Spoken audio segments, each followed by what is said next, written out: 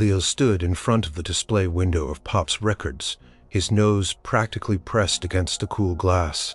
Inside, a brand new Elvis Presley album gleamed under the shop lights. King Creole cover showed Elvis, looking sharp in a suit, a guitar slung low. His eyes held that intense, knowing gaze that Leo loved. Leo was 10 years old, and in his world, Elvis wasn't just a singer. He was a god, a force of nature, a promise of something exciting and real. It was a hot, humid afternoon in Memphis, the kind where the air hung heavy and even. The shade offered little relief, but Leo didn't notice the heat. All he saw was that he imagined the rich, booming voice, the way Elvis could make a song about heartbreak, sound like the most important thing in the world. Leo hummed a tune under his breath, one of the songs from Jailhouse Rock, a movie he'd seen 3 times already at the Majestic Theater. His allowance for the week was a meager 50 cents, barely enough for a soda pop and a candy bar, let alone a whole record. A new album cost at least $3. It felt like a fortune. Dreaming again, Leo. It was Mr. Henderson, the owner of Pop's Records, a man with a kind smile and spectacles perched on his nose. He was wiping down the glass inside the shop. "Yes, sir," Leo mumbled, feeling a little embarrassed. "Just looking at the new Elvis. He's quite the phenomenon, isn't he? Records flying off the shelves faster than I can stock them." He peered at Leo over his glasses. "You're a real fan, aren't you, son?" "The biggest," Leo declared, his chest puffing out slightly. "My mom says I listen to his records so much, I'll wear them out." He didn't mention they were mostly his older brother's hand-me-downs, scratchy and worn, but loved all the same. Leo had a small beat-up record player in his room, and every evening after his homework was done and his chores finished, he'd put on an Elvis record. The music filled his small room, chasing away the quiet and the worries that sometimes settled in his house. Mr. Henderson nodded. "He's got that magic, all right. Not everyone agrees, though." He gestured vaguely down the street. "Some folks think he's a menace, too much hip-shaking, too much noise." Leo frowned. He hated hearing people talk bad about Elvis. It felt like a personal insult. How could anyone not see the pure talent, the joy, the raw energy? He was feeling every word. He made you want to dance, to cry, to shout. "They don't understand, Sir," Leo said, his voice firm. "They just don't get it."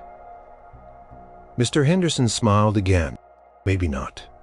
But keep that spirit, Leo. It's a good thing to believe in something that strongly." He went back to wiping the glass, and Leo lingered for a few more moments, committing every detail of the King Creole album cover to memory. He imagined the songs, the stories they would tell. Finally, with a sigh, Leo pushed himself away from the window. He had a chore to do for his mother. Pick up some groceries from Mr. Johnson's general store a few blocks away. His family didn't have much, especially since his dad had left a few years ago. His mom worked long hours at the diner, serving up plates of eggs and grits, her feet aching by the end of the day. Leo tried his best to help to be the man of the house. Even if he was just a kid, he usually walked to save the bus fare, even in the heat. As he walked down the bustling street, past storefronts and honking cars, Leo kept his eyes peeled. Memphis was a big city full of life, but it also had its rough edges, and sometimes those rough edges had names like Rex "The Rock" Riley. Rex Riley was 2 years older than Leo, bigger and meaner. He wasn't exactly a bully to everyone, but he had a particular dislike for anything Leo liked, especially Elvis, Rex thought. Rock and roll was noise, and that Elvis was a jumped-up hillbilly who couldn't sing his way out of a paper bag. These were fighting words to Leo, even if he knew he couldn't actually fight Rex. Rex had a gang of equally surly friends, and Leo was usually alone. Leo had learned to give Rex a wide berth. If he saw Rex and his crew loitering outside the soda shop or by the pool hall, Leo would cross the street, pretend to be fascinated by a discarded newspaper. Anything to avoid a confrontation. He was small for his age, and while he had a brave heart, he also knew when discretion was the better part of valor. Today the street seemed clear. Leo relaxed a little. He hummed another Elvis tune, feeling the rhythm in his feet as he walked. He imagined himself on a stage under bright lights, singing with the same passion as Elvis. He didn't have a great singing voice, not really, but he could dream, couldn't he?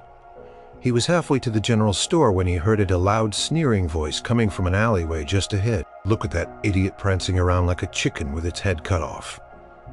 Leo froze. He knew that voice. Rex. He peeked cautiously around the corner of a brick building.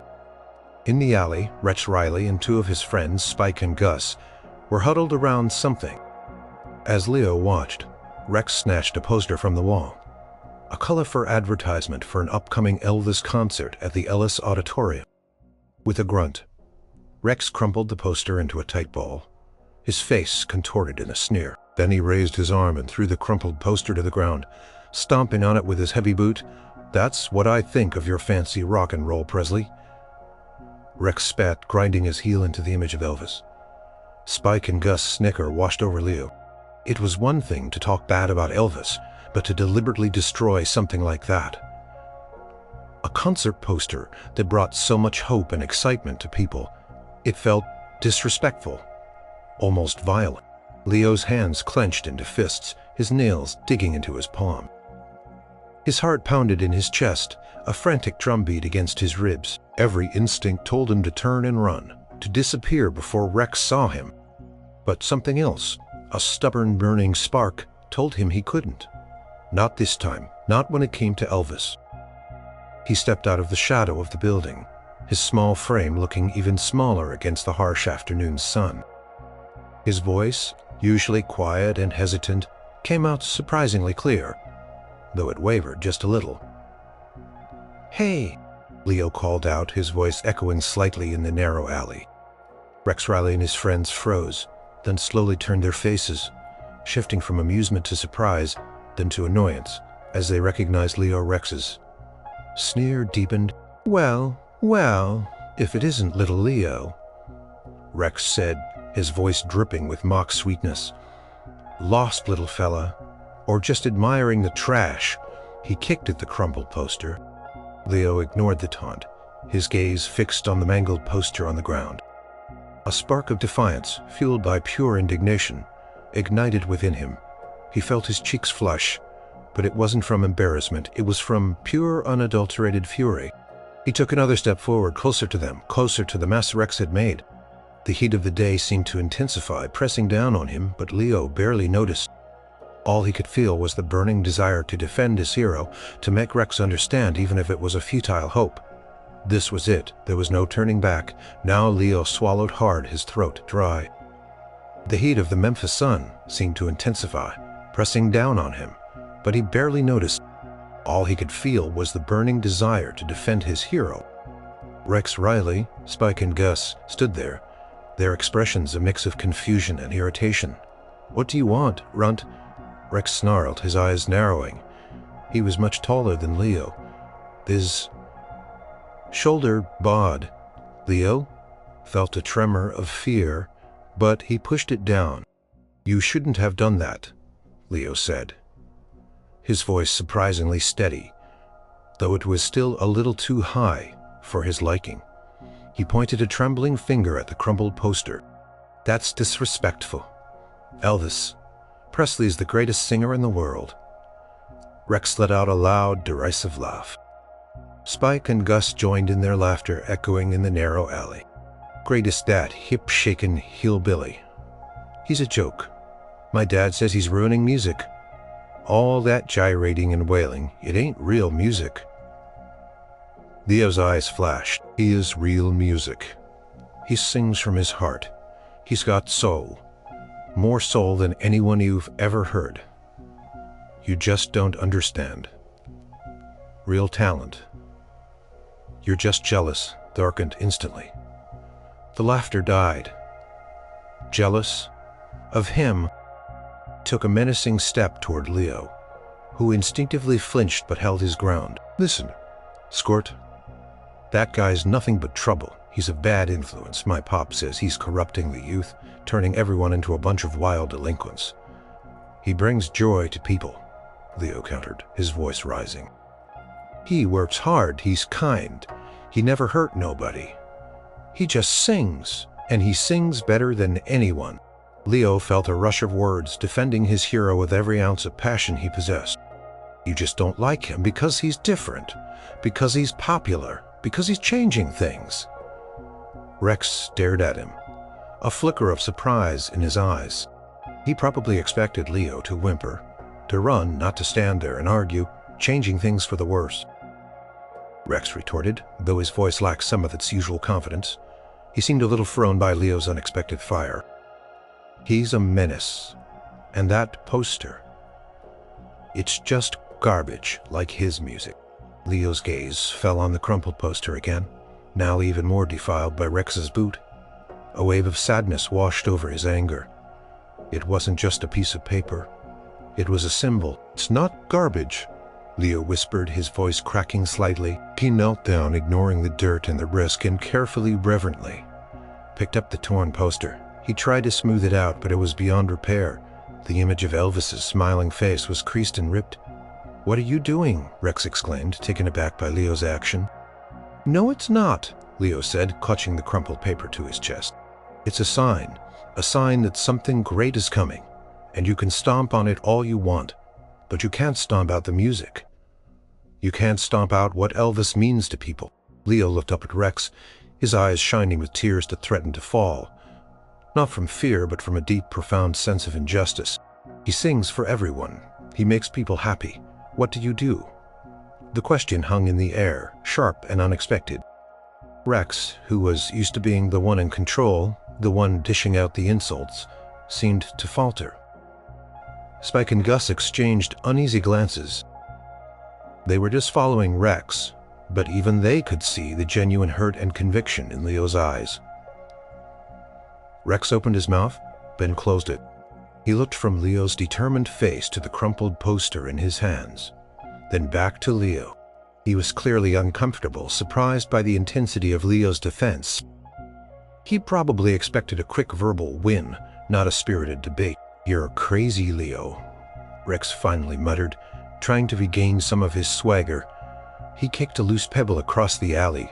"Go home, before I really give you something to cry about."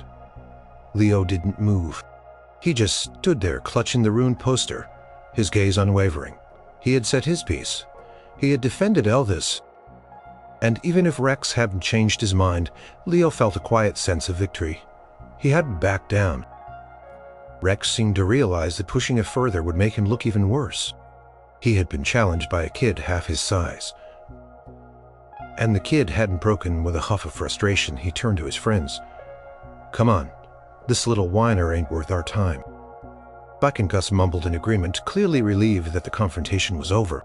They followed Rex out of the alley, leaving Leo alone amidst the dust and shadows. Leo didn't watch them go. He just stood there for a long moment, the adrenaline slowly draining from his body, leaving him feeling shaky and a little weak in the knees. He looked down at the crumpled poster in his hands. It was still ruined, but it felt important, a trophy of his stand. He carefully folded the poster as best he could and tucked it into his pocket, his mom's groceries. He had almost forgotten he still needed to go to Mr. Johnson's. As he slowly walked out of the alley back into the bright, noisy street, Leo didn't notice the sleek, dark car parked unobtrusively at the far end of the block. He didn't see the man in the dark suit with dark glasses, who had been watching the entire exchange.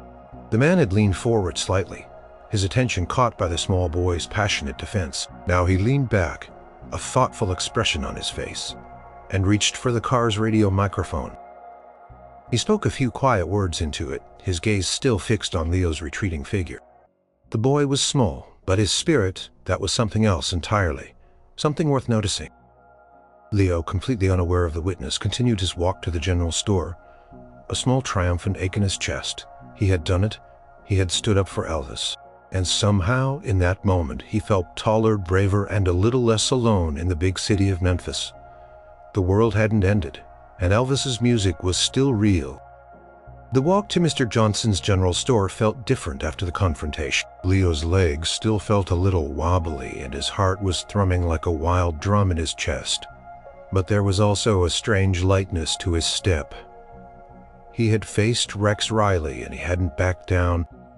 He hadn't won a physical fight, but he had stood his ground with words, and that felt like a victory all its own. Crumpled Elvis poster in his pocket felt like a badge of honor. He bought the flour and sugar his mother needed, Mr. Johnson hardly looking up from his newspaper. The mundane task brought Leo back to reality, to the small, everyday struggles that filled his life. He walked home slowly, the sun beginning its slow descent, painting the sky in hues of orange and purple. The air was still warm, but a gentle breeze stirred, offering a hint of relief. When he got home, his mother Mary was just getting back from the diner, her work apron still tied around her waist. She looked tired, her shoulders slumped, but her eyes brightened when she saw Leo. "There's my boy," she said, her voice soft. "Got the groceries. You're a lifesaver." Leo handed. He hesitated, then pulled the crumpled poster from his pocket. "Mom, something happened." Mary took the poster, her brow furrowing as she saw the rips and creases. "What is this, honey?" Leo recounted the story, his voice gaining speed as he described Rex's taunts and his own defiant stand. He left out the part about feeling scared, focusing on the anger in the words he had spoken. His mother listened, her expression shifting from concern to quiet admiration. When he finished, she gently smoothed the poster with her thumb. "Oh, Leo," she sighed, a small smile playing on her lips. "You are a brave one, standing up to Rex. I know how much you love Elvis." "He was talking so bad about him, Mom," Leo insisted. "And he just stomped on the poster, like it was nothing. I couldn't just let him." Mary nodded. "No, you couldn't. And I'm proud of you for standing up for what you believe in. But be careful, son. Rex can be a mean one."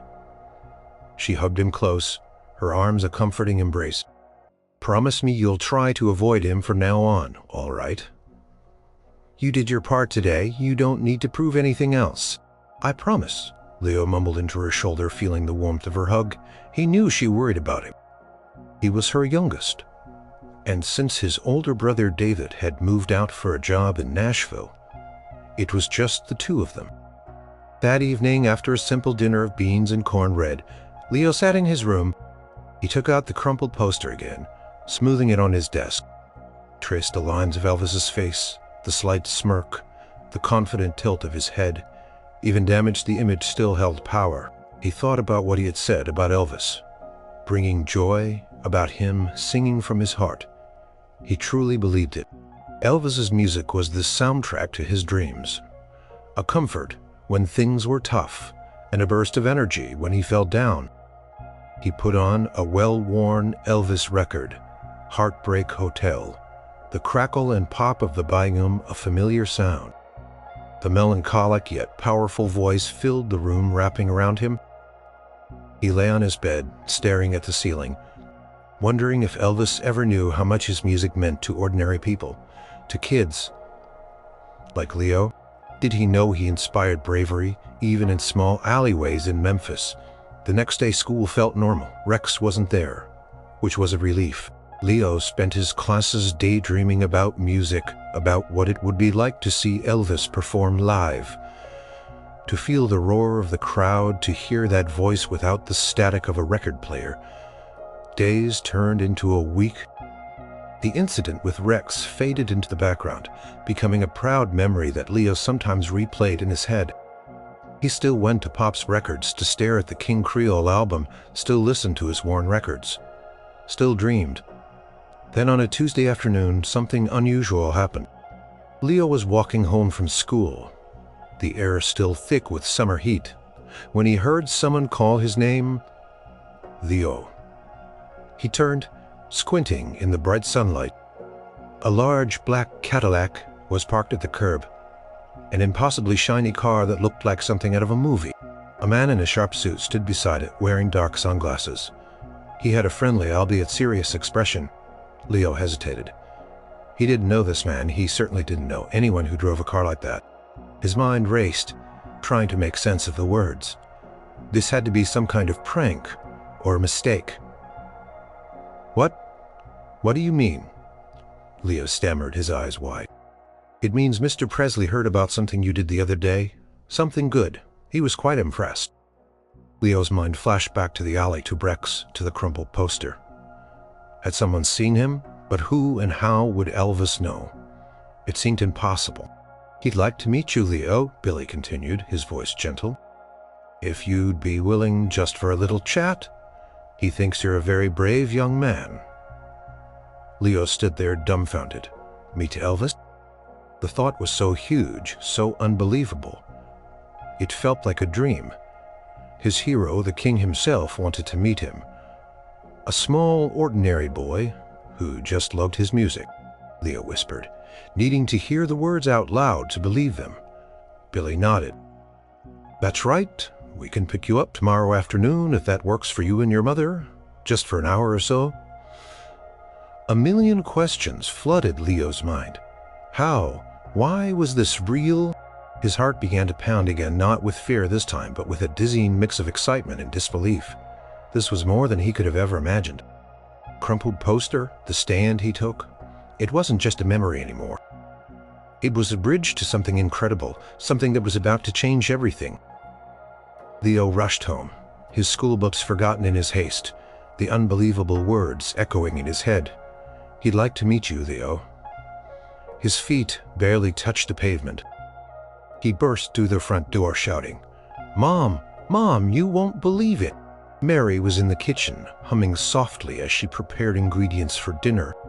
She turned a slight smile on her face, but her eyes widened at the sight of Leo's flushed face and wild eyes. "Leo, what on earth? What's got you so excited?" He tried to explain, but the words tumbled out in a jumble, tripping over each other. "A man in a Cadillac, and he said he works for Elvis, and Elvis wants to meet me." Mary slowly put down her mixing spoon. Her expression was a mix of confusion and concern. "Elvis? Leo, honey, are you sure? Is this some kind of prank?" She walked over to him, gently placing a hand on his forehead. "You're awfully warm." "No, Mom, I'm serious," Leo insisted, pulling away. His name was Billy. He had dark glasses and a suit. He said Elvis heard about what I did about Rex and the poster. He pulled the crumpled, still folded poster from his pocket as if it were proof. He said Elvis was impressed. "And he wants to meet me tomorrow." Mary looked from the tattered poster to her son's earnest, pleading eyes. She knew Leo wasn't one to make things up, but this was extraordinary. Elvis Presley, the biggest star in the world, wanting to meet her 10-year-old son. It sounded like something out of a dream. "He said he'd pick me up tomorrow afternoon," Leo continued, bouncing on the balls of his feet. "Can I, Mom? Please, please, please." Mary bit her lip. Her first instinct was caution. Memphis had its share of odd characters, and she was always protective of Leo. But the conviction in his voice, the pure, unadulterated hope in his eyes. And if it truly was someone from Elvis Presley's camp, then it would be a once-in-all-I-true opportunity. She also remembered Leo's vivid recounting of the alley incident. Could someone connected to Elvis have witnessed it? It wasn't impossible. "Let's think this through, Leo," she said slowly. "Did this man, Billy, give you any number or way to confirm?" "No," Leo admitted, deflating slightly. "He just said he'd pick me up." "Well," Mary sighed, running a hand through her hair. "If he wasn't, she'd send him away." "All right, Leo," she said, her voice firmer. "We'll see, but I will be here, and I will meet this man before you go anywhere." Leo's face lit up. He threw his arms around his mother. "Thank you, Mom. Thank you. Thank you." The rest of the evening, Leo could barely contain himself. He talked nonstop about Elvis, about the songs he would ask, about the movies, the incredible suits. Mary listened patiently, a quiet smile on her face. It was good to see Leo so happy, so full of excitement. His life wasn't always easy, and this dream, however unlikely, was a beautiful thing. He laid out his best clothes for the next day. A crisp, clean shirt his brother had outgrown. A pair of dark trousers. He polished his only pair of good shoes until they gleamed. Sleep came fitfully, his mind buzzing with possibilities. He dreamed of Graceland, of a guitar with Elvis's signature, of the king himself shaking his hand. The next afternoon, Leo sat by the living room window, practically vibrating with anticipation. Mary sat on the sofa, a book in her lap, but her eyes kept straying to the window as well. The minutes ticked by, slow as molasses. Then, just as the school bell rang, signaling the end of the day, a long, sleek black Cadillac pulled up to the curb. It was the same car, no doubt about it. And the same man, Billy, emerged from the driver's side, walking purposefully towards their front door. Mary rose, her expression composed, though Leo could see a flicker of nerves in her eyes. Billy knocked gently on the door. Mary opened it, her gaze steady as she looked at the man. "Good afternoon, ma'am," Billy said, his voice polite. He removed his sunglasses, revealing kind, intelligent eyes. "You must be Mrs. Maxwell. I'm Billy Smith. I called on Leo yesterday." "Mr. Smith," Mary replied, her voice firm. "This is highly unusual. Can you tell me exactly why you're here, and why Mr. Presley wishes to meet my son?" Billy smiled. "He simply wants to meet him, to thank him personally." Mary studied him for a moment longer. His explanation was simple, direct, and it made sense. The way Leo had described the confrontation, his deep passion for Elvis, it rang true. She could see the sincerity in Billy's eyes. "Very well, Mr. Smith," Mary said, a touch of wonder in her voice. "Leo, go get your jacket." Leo didn't need to be told twice. He grabbed the old denim jacket his brother had given him and practically launched himself out the door. "He'll be back within the hour, ma'am," Billy assured Mary. "I'll bring him home myself." "Thank you, Mr. Smith," Mary said, watching as Leo practically skipped towards the car. It was still unbelievable, but it was happening. Her brave, devoted son was about to meet his hero. Leo slid onto the plush leather seat of the Cadillac, the scent of new car and something expensive like polish and clean leather filling his nostrils. Billy got in on the driver's side. "Hold on tight, Leo," Billy said with a wink. Leo grinned a wide, excited grin that stretched from ear to ear. This wasn't just a dream anymore, this was real. He pressed his face against the window, watching the familiar streets of Memphis glide by, feeling like he was flying. He was on his way to meet Elvis Presley. His heart felt like it would burst with excitement. Cadillac purred through the streets of Memphis. The ride, smooth and quiet, Leo felt like he was floating on a cloud. Pressed his face against the window, watching his hometown pass by, but everything looked different, more vibrant, as if the world had suddenly been painted in brighter colors. Kept glancing at Billy, trying to absorb every detail of this unbelievable experience. "So, Leo," Billy said, his voice calm and friendly, breaking the comfortable silence. "Mr. Presley was really touched by what you did. Not many kids or even adults would have stood up like that."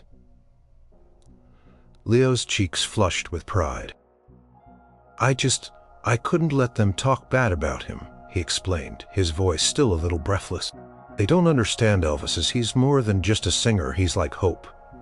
Billy chuckled softly. "Hope, huh? That's a good way to put it. He brings a lot of that to people, I suppose."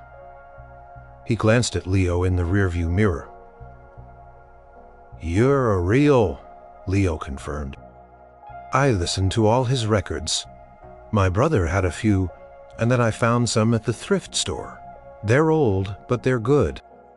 He hesitated, then asked, Does he really want to meet me?" "Not just a quick handshake," Billy smiled. "Mr. Presley doesn't do anything by halves, Leo. When he heard about you, he said, 'Find that boy. I want to meet him proper. He's a good man, Leo. He remembers where he came from, and he never forgets a kindness.'" Leo's heart swelled. The thought that the Elvis had specifically asked to meet him, not out of obligation, but because he was genuinely touched, was almost too much to process. "Where are we going?" Leo asked finally, daring to voice the question that had been burning in his mind since he got in the car.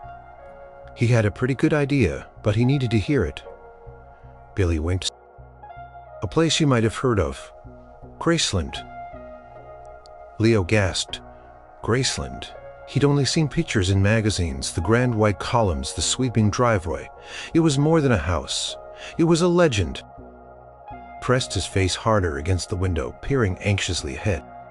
Every street corner, every familiar landmark, now felt like a step closer to something mythical. Soon, they turned onto a long, tree-lined street. The gates treacheries. What? Billy slowed the car, and they pulled up to the famous gates. A man in a uniform stepped out of a small guardhouse. Recognizing Billy, he nodded and waved them through. The heavy gates swung open silently, like a secret doorway to another world. As they drove up the long, winding driveway, the mansion slowly came into full view. It was beautiful, gleaming white in the afternoon sun, surrounded by lush green lawns and towering trees. Leo was speechless. He stared, mesmerized at the grand columns, the elegant architecture. He tried to imagine Elvis living here, walking these grounds, creating music within these walls. Billy pulled the car to a stop near the front entrance. Here we are, he said, turning off the engine. Leo didn't move at first. He was overwhelmed. It was all real. The car, Billy, the house, and any moment now. Elvis. Ready, superstar. Mio nodded, a nervous giggle escaping him. He pushed open the heavy car door and stepped out onto the gravel driveway.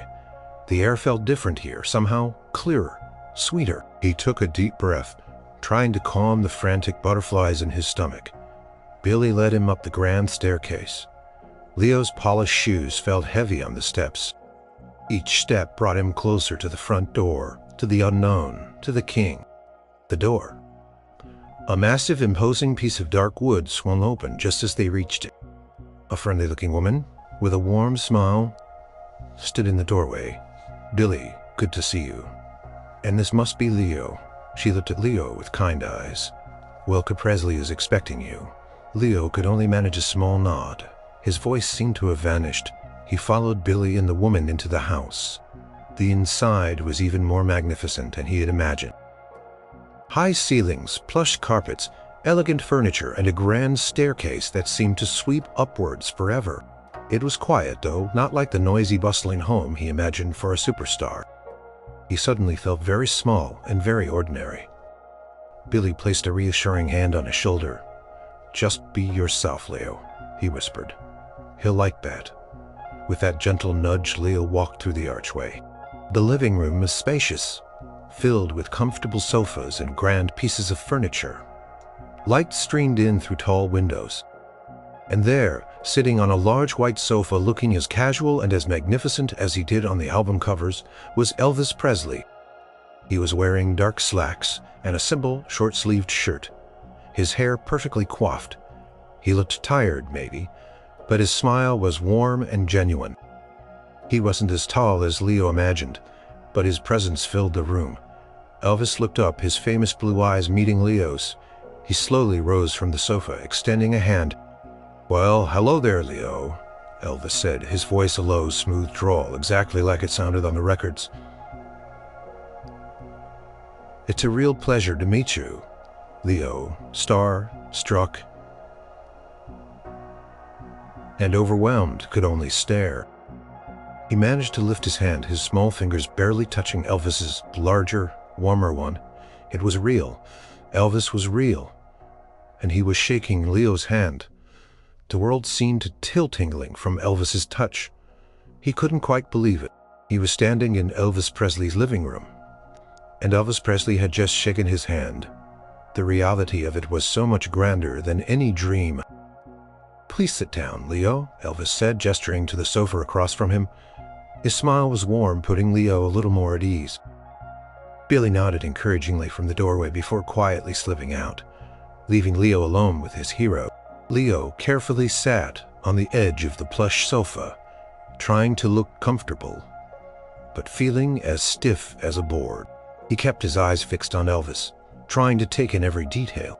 Elvis wasn't wearing any flashy clothes, just a simple shirt and slacks, but he radiated a kind of quiet power. He looked a little tired, maybe, but also very kind. "So Billy here told me about what happened the other day," Elvis began, his voice soft, almost conversational. "You stood up for me, didn't you? Against some boys who were saying unkind things?" Leo nodded, finding his voice again, though it was still a little shaky. "Yes, sir. They were stomping on your concert poster and saying bad things about your music." Elvis's brow furrowed slightly. "Some folks just don't understand. I guess it's a new kind of music, and change can scare people. But stomping on a poster," he shook his head, "that's just plain rude, and you stood up to them. That took a lot of guts, Leo. A lot of guts for a young man." Leo felt a blush spread across his face, but it was a blush of pride. I love your music, Mr. Presley. It means a lot to me, and it makes me mad when people try to say it's bad, or that you're bad." Elvis leaned forward slightly, his blue eyes intense. "What is it about the music, Leo? What does it mean to you?" Leo hesitated, trying to put his feelings into words. It's real. It's got a beat that makes you want to move, and your voice, it sounds like you really feel the songs. It makes me feel like I'm not alone even when things are tough, and it makes me believe that something good can happen." Elvis listened, his expression thoughtful. He didn't interrupt, just let Leo speak. "You know, Leo," Elvis said, his voice a little softer now, "you just told me more about my music than most critics ever have. You understand it? That's a rare thing." He smiled, a genuine warm smile that lit up his face. "It's funny, sometimes I get so caught up in the tours, the movies, the business, it's easy to forget why I started doing this in the first place." "For the music. What do you like to do, Leo? Besides defending old rock and rollers, that is," he chuckled. Leo relaxed a little, feeling more comfortable in Elvis's presence. He was just a person, albeit an extraordinary one. "I like to listen to music, play my old records, and I like to sing, though I'm not very good." "Oh, what kind of songs do you sing?" Elvis asked, a playful glint in his eye. "Mostly yours, sir," Leo admitted. "And some gospel," Elvis mused. "That's where it all started for me, you know. Church music. It's good for the soul." He paused, then stood up. "Come on, I want to show you something." Leo followed, his heart fluttering with excitement. Elvis led him through another archway into a large, comfortable room. It was filled with musical instruments, a grand piano, several guitars on stands, a drum set. It looked like a place where music was truly lived. "This is where I like to unwind sometimes," Elvis explained. "Just play for myself or with the guys. No cameras, no crowds, just the music." Picked up an acoustic guitar from his stand, a beautiful polished instrument. "Has you ever played a guitar, Leo?" Elvis asked. Leo shook his head, mesmerized. "No, sir, I don't have one," Elvis grinned. "Well, today's your lucky day." He sat down on a stool, positioning the guitar. "Come here." Leo walked closer, his eyes fixed on the instrument. Elvis showed him how to hold it, how to fret a simple chord. Leo's fingers were too small, a little clumsy, but he tried his best. Elvis patiently guided his hands, his voice gentle and encouraging. He showed him a simple 3-chord progression, the foundation of so many songs. "There you go," Elvis said as Leo strummed the first few hesitant notes. "Sounds like music to me." They spent what felt like both 5 minutes and an eternity in that room. Elvis played a few songs just for Leo, a private concert in the heart of Graceland. He sang "Love Me Tender," his voice soft and heartfelt, and then a lively gospel tune that made Leo's foot tap. He answered Leo's questions about touring, about making movies, about the challenges of fame. Talked about his love for his family, for his mother, and for the simple things in life. Leo felt completely at ease talking to Elvis like he would to a trusted friend. He wasn't just a superstar. He was a kind, generous man who genuinely cared. Elvis had a way of making Leo feel important, not just a kid who had stumbled into his world. As the hour neared its end, Billy reappeared in the doorway. Elvis sighed good-naturedly. "Well, time flies when you're having fun, doesn't it, Leo?" Leo nodded, wishing the time could stretch on forever. He had so many more questions, so many more things he wanted to learn. "Thank you, Mr. Presley," Leo said, standing up. "Thank you for everything, for meeting me, for letting me play your guitar." Elvis stood too, placing a hand on Leo's shoulder. "The pleasure was all mine. Leo, you're a fine young man, and don't you ever stop believing in what you love. Don't let anyone stomp on your spirit." He looked at Leo for a long moment, a thoughtful expression on his face. "I want to do something for you, Leo, something to say. Thank you properly? Something perfect." Leo's eyes widened. A reward just meeting Elvis was more than enough. "Oh no, Mr. Presley, you don't have to. Meeting you was the best reward." Elvis chuckled. "Nonsense. Everyone deserves a little something special now and then, especially a brave young man like you. Now, you think about what that might be, and I'll think about it too. We'll figure something out. Something that's just right." Leo couldn't imagine what Elvis might be thinking. He simply knew that this day, this moment, would live in his heart forever. He had met his hero, and his hero was even better, kinder, and more real than he had ever dared to dream. The ride back home in the Cadillac was a blur. Leo was still buzzing, a kaleidoscope of images and sounds from Graceland swirling in his mind. The grand living room, the music room, the gentle strum of Elvis's guitar, his warm laugh, it had all been real, every bit of it. When Billy dropped him off, Mary was waiting on the porch, a worried look on her face that instantly transformed into relief when she saw Leo's beaming smile. "Everything all right, honey?" she asked, pulling him into a tight hug. "Mom, it was amazing." Leo practically burst. He then launched into a detailed account of his time at Graceland, every word tumbling out in a rush of excitement. He described Elvis's kindness, the way he listened, the way he let Leo touch his guitar. He even told her about Elvis wanting to find a perfect reward. Mary listened, a soft smile on her face. She could see the profound impact this meeting had on her son. He seemed taller, more confident, his eyes shining with a new light. Over the next few days, Leo couldn't stop thinking about Elvis's words. Something perfect. What could that possibly be? He didn't need money. He didn't need fancy clothes or even a brand new record player. The experience of meeting Elvis, of being treated with such respect and kindness, was a reward in itself. But Elvis had seemed serious, determined to do something more. Leo spent hours in his room, listening to his records, trying to imagine what Elvis might have in mind. He thought about his own dreams. Small as they were, he loved music. He loved to sing, even if his voice was nothing like Elvis's. He dreamed of one day having his own guitar, of learning to play proper, of making music that could make people feel something. But a guitar was a luxury their family couldn't afford. It felt like a distant impossible drawing in his sketchbook. He was sketching a guitar, a beautiful polished one, just like the one Elvis had shown him. "That's a lovely drawing, Leo," she said, peering over his shoulder. "You really enjoyed that guitar, didn't you?" Leo nodded. It was beautiful. Mom and Mr. Presley made it seem so easy, like anyone could learn. He sighed, a small, wistful sound. "I wish I had a guitar, just a cheap one. I'd practice every day." Mary's smile faltered.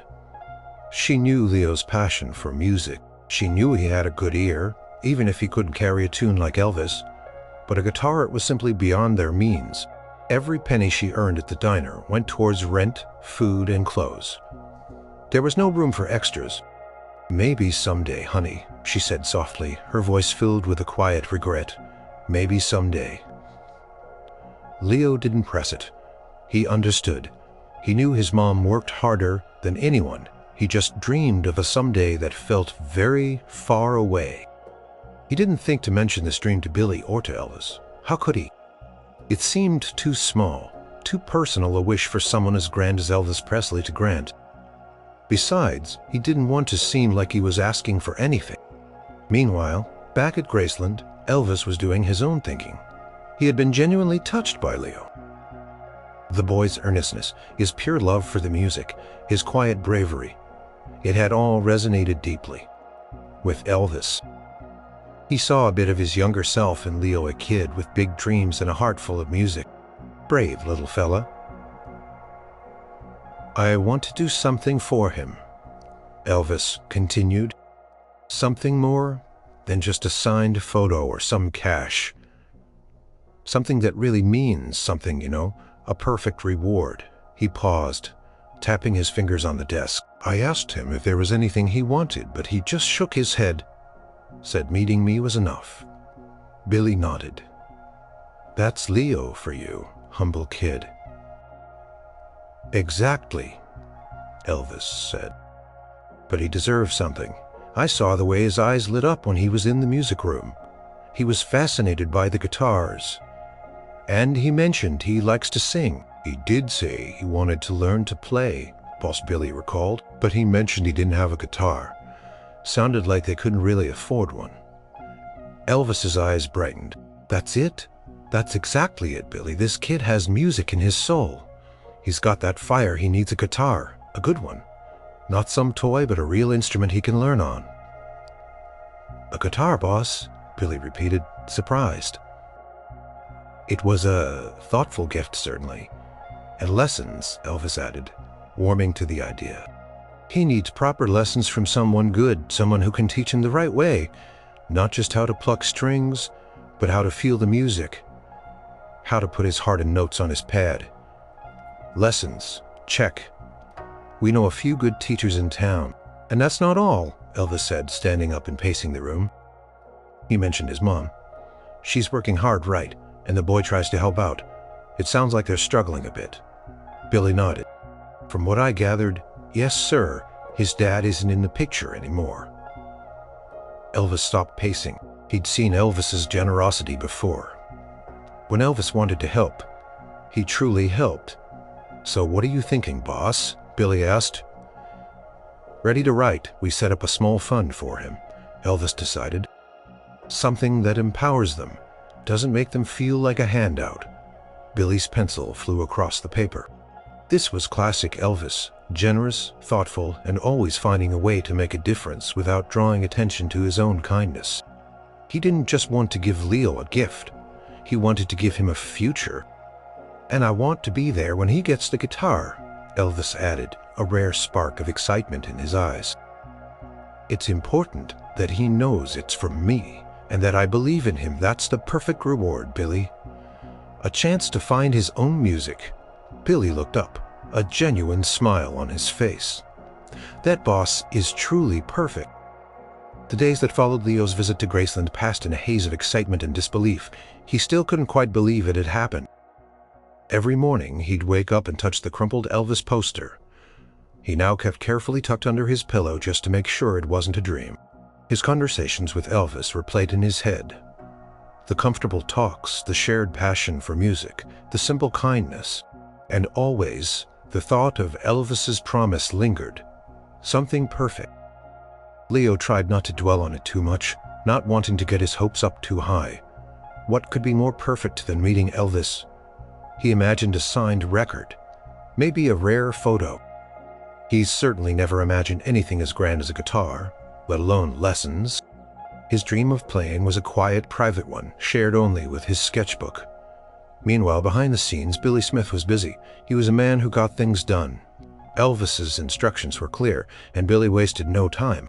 He contacted a renowned local music teacher, Mr. Davies, known for his gentle approach and ability to inspire young musicians. Mr. Davies was thrilled by the prospect, especially when he heard it was a direct request from Elvis. Next, Billy visited a high-end music store in downtown Memphis, carefully selecting a beautiful acoustic guitar. It wasn't the fanciest, but it was a solid, well-made instrument, perfect for a beginner. He also arranged for a selection of beginner's music books and a sturdy guitar case. He wanted everything to be ready for the big reveal. The trickier part was the financial aspect. Elvis wanted to help Leo's family without making them feel like a charity case. Billy carefully drafted a letter to Mary Maxwell, explaining that Elvis had been so moved by Leo's passion and talent that he wanted to provide a musical scholarship.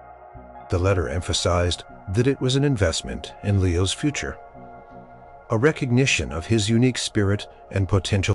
It included enough to cover the guitar, the lessons for several years, and a small, discreet fund for musical supplies and opportunities, which could also quietly a family with other needs. It was worded respectfully, emphasizing Leo's merit. Connie, Billy had to arrange the timing. Elvis wanted to present the gift himself. He was due to start filming his next movie soon, so his time was limited. They settled on a Saturday afternoon, giving Leo time to be home from school and his mother to be off from work. Billy called Mary Maxwell a few days before the planned visit. "Mrs. Maxwell, this is Billy Smith again," he said warmly. "I hope I'm not calling it a bad time." Mary's heart did a little flutter. Since Leo's visit, she'd been wondering if they'd hear anything else. "No, Mr. Smith, it's fine. Is everything all right?" "Everything's wonderful, ma'am," Billy replied. Mr. Presley has been thinking a lot about Leo.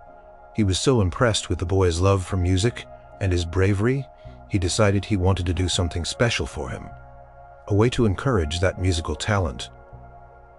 Mary listened, a sense of anticipation building. "Mr. Presley would like to present Leo with a gift this Saturday, if that works for you. He'd like to bring it to your home if you're comfortable with that. And he'd also like to discuss some opportunities for Leo's musical future." Billy carefully chose his words, making sure not to reveal the full scope of Elvis's generosity. Just yet, Mary was stunned. "Elvis Presley, coming to Kesty. He wants it to be a personal moment, just a small, quiet visit. No fanfare, no crowds." Mary took a deep breath. It was a lot to take in. But the idea of Elvis wanting to personally encourage Leo's music, it was overwhelming in the best possible way. "Yes, Mr. Smith, that would be wonderful. What time?" They settled on Saturday at 2 p.m. After hanging up, Mary just stood there for a moment, letting the news sink in. She looked around their small living room, trying to imagine Elvis Presley sitting on their worn sofa. It felt real, but seeing the joy that sparkled in Leo's eyes every time he spoke of his visit to Graceland, she knew this was the right thing to do. This was more than a celebrity gesture. It was a connection, a validation of Leo's unwavering spirit. Leo, of course, was ecstatic when his mother told him, "Elvis is coming here," he exclaimed, his jaw dropping. He immediately began to clean his room, polish the furniture, and even tried to sweep the front porch. He wanted everything to be perfect for the king's visit. Friday night, Leo could barely sleep. Tossed and turned his mind, racing with images of Elvis, of the guitar, of the incredible kindness of it all. He still didn't know exactly what the perfect reward would be, but the anticipation was almost unbearable. He felt like he was living in a dream that was about to get even better. He thought of Rex Riley, and how small his taunt seemed now. Elvis Presley, the king, was coming to his house. What could be more powerful than that? The boy who once felt invisible now felt like the most important person in Memphis. Saturday dawned bright and clear, the Memphis heat still present, but softened by a gentle breeze. Leo was up before the sun, buzzing with an energy he hadn't felt in his entire 10 years. He helped his mother tidy the house, polishing every surface until it gleamed, pumping every pillow. Mary, despite her own nerves, found herself smiling at his enthusiasm. She even baked a small batch of their best peach cobbler just in case. Promptly at 2 o'clock, a familiar black Cadillac pulled up to their humble curb. This time it wasn't just Billy. The driver's side door opened and out stepped Elvis Presley. He was dressed simply in a light shirt and slacks, a pair of sunglasses perched on his nose, but even so, his presence was undeniable. A few neighbors who happened to be outside stopped what they were doing, their eyes wide with disbelief as they recognized the king of rock and roll walking up Leo Maxwell's front path. Mary, standing by the open front door with Leo, felt a rush of nerves, but she stood tall, a welcoming smile on her face. "Mr. Presley," she greeted, her voice surprisingly steady. "Welcome to our home, and Mr. Smith, it's good to see you again." Elvis removed his sunglasses, revealing his kind blue eyes. "Mrs. Maxwell, it's a pleasure. And Leo, my man, good to see you again." He extended his hand, shaking Mary's firmly, then ruffled Leo's hair with a warm smile. Leo could only beam, his heart thumping like a bass drum. He couldn't believe Elvis was actually here in his house. They stepped inside. Elvis's eyes quickly scanned the modest living room, but his gaze was warm, appreciative. "This is a lovely home, Mrs. Maxwell," he said sincerely. They sat on the sofa, Mary on one side. Leo squeezed excitedly between her and the armrest. Billy stood respectfully by the door. "Leo, remember when I said I wanted to find you a perfect reward?" Elvis began, his eyes twinkling. Leo nodded, his eyes wide. "Well," Elvis continued, leaning forward slightly, "I've been thinking, you've got a real heart for music, son. I saw it when we talked at Graceland, and I saw it in that alley when you stood up for what you believe in, that kind of passion, that kind of spirit. It deserves to be nurtured." Paused, and Billy stepped forward, carrying a long rectangle. He placed it gently on the coffee table.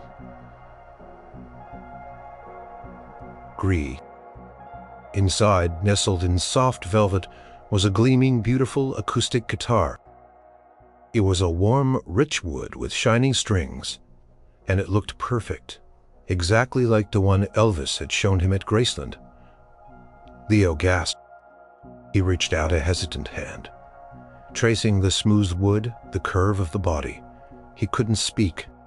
This wasn't just a guitar. It was a dream, made real.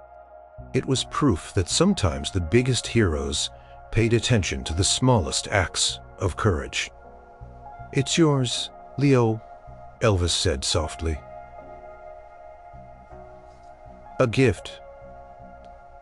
So you can make your own music." He looked from the guitar to Elvis, his voice choked with emotion. "Mr. Presley, I don't know what to say. It's beautiful." Mary, too, had tears in her eyes. She put an arm around Leo, pulling him close. "Oh, Leo," she whispered, looking at Elvis with immense gratitude. "Thank you, Mr. Presley. This is so incredibly kind."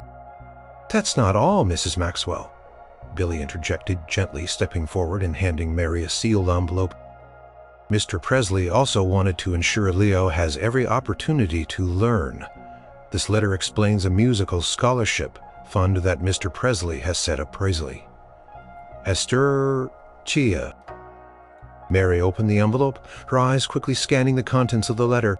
As she read, her hand flew to her mouth, her eyes widening even further. Not only the guitar and lessons, but a fund. A generous, life-changing amount that would ease so many of their burdens, all presented as a scholarship for Leo's talent. It was an act of profound generosity, disguised with a gentle respect that kept her dignity intact.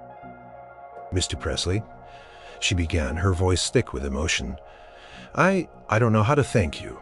This is truly more than we could ever ask for." Elvis smiled, his eyes twinkling. "A young man with Leo's spirit deserves every chance he can get, Mrs. Maxwell. And he made a brave stand for me, didn't he? It's the least I can do." He looked at Leo, whose fingers were already caressing the strings of his new guitar. "And I'll tell you what, Leo, you practice hard, and someday maybe you can play a song for me." Leo looked up, his eyes shining. "I will, Mr. Presley. I promise I'll practice every day." He lifted the guitar from its case. Carefully, reverently, he held it in his arms, feeling the smooth wood, the weight of it. It was real. It was his Elvis's gift. It wasn't just a guitar or money. It was an investment in a dream, a promise of a future, and a profound validation of a boy's heart. It was truly the most perfect reward Leo could have ever imagined. It was hope, solid and tangible, right in his hands. The weeks and months that followed Elvis's visit were like a waking dream for Leo. His new guitar, a beautiful acoustic with a warm, resonant tone, quickly became an extension of himself. He spent hours every day practicing his small fingers, growing accustomed to the fretboard, his ears tuning to the subtle nuances of chords. Mr. Davies, his guitar teacher, was patient and encouraging, recognizing Leo's natural musicality and fierce dedication. The musical scholarship fund that Elvis had set up was carefully managed by his mother, Mary. It wasn't just a guitar, it was a lifeline. The financial support allowed Mary to ease some of her grueling work hours, giving her more time at home. It meant fewer worries about bills and more focus on Leo's development. Mary always emphasized to Leo that this was a result of his bravery and Elvis's belief in his talent, not charity. It empowered them both. Leo still went to Pop's Records, but now he walked in with a newfound confidence. He wasn't just looking at the album covers anymore, he was a musician learning the craft. Mr. Henderson, having heard the whispers around town about Elvis's visit, would often offer a kind word or a nod of recognition. As for Rex Riley, Leo rarely saw him, and when he did, Rex would quickly avert his gaze. The alley incident, once a moment of fear, was now a distant memory, overshadowed by the incredible kindness that had followed. Leo realized that standing up for what he believed in hadn't just changed his relationship with a bully. It had opened doors he never knew existed. His connection to Elvis remained a precious private treasure. Sometimes, Billy Smith would call to check in, asking about Leo's progress with the guitar. And once, a few months after the initial visit, a small package arrived at their door. Inside was a framed, personalized photo of Elvis, signed simply, "To Leo. Keep making that music. Your friend Elvis Presley."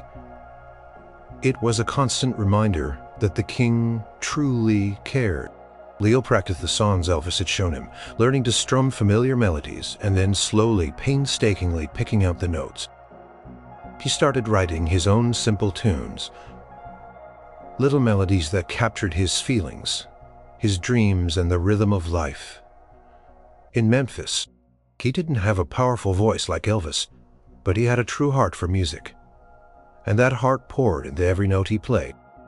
One sunny afternoon, nearly a year after Elvis's first visit, Billy Smith called again. "Leo," he said, his voice warm, "Mr. Presley is back in town for a few days. He remembers you promised him a song." Leo's breath hitched. "You mean he wants me to play for him?" "Just a quick stop by Graceland. Nothing fancy, just you and your guitar." Leo spent the next 2 days practicing non-stop. He decided to play "Love Me Tender," the song Elvis had sung for him in the music room, and a simple gospel tune his mother loved. When Billy picked him up in the Cadillac, Leo clutched his guitar case tightly. He felt nervous but also deeply excited. At Graceland, Elvis greeted him with a wide smile, looking relaxed and happy. "Leo, my man, good to see you. How's that guitar coming along?" "It's great, Mr. Presley," Leo said, his voice steady this time. "I practiced a lot, and I have something I want to play for you." Elvis led him to the music room. Leo carefully took out his guitar, a small but significant moment. He sat on the stool where Elvis had sat before and took a deep breath.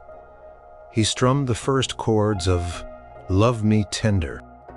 His fingers, though still small, moved with more confidence now. His voice, though young and clear, carried the melody with genuine feeling. He played and sang the familiar lyrics, his eyes fixed on Elvis, who listened with a soft, pleased expression. When he finished, Elvis clapped gently. "That was beautiful, Leo, truly beautiful. You put your whole heart into it." Leo then played the gospel song, a lively, joyful tune that filled the room with warmth. When he finished, Elvis leaned forward, a proud smile on his face. "You've got it, son," Elvis said, his voice full of sincerity.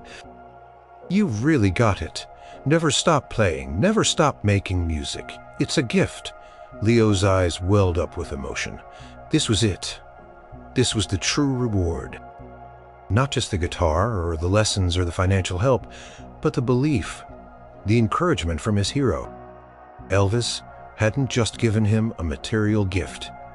He had given him permission to dream, a path to pursue his passion, and a lasting sense of self-worth. As Leo left Graceland that day, the sun setting in a blaze of glory over Memphis, he carried his guitar case like a precious treasure. He had defended his hero, and in return his hero had given him a future. He might never be Elvis Presley, but he would be Leo Maxwell, a boy who found his voice through a simple act of courage, and who would carry the melody of Elvis's kindness in his heart forever. The music he played, the dreams he pursued, all echoed with the perfect, heartwarming reward of a king's generosity.